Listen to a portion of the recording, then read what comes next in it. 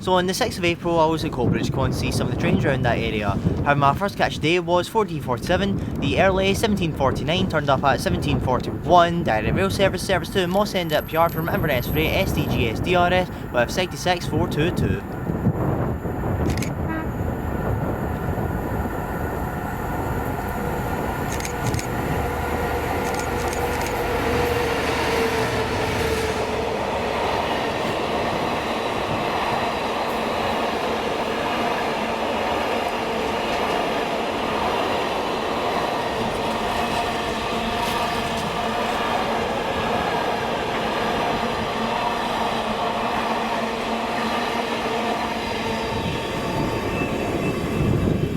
And then my last catch day would be 4M11, the early 1820 turned up at 1752, Freightliner service to Crewe Pass Hall SSM from Coatbridge FLT with 90009 and 90045.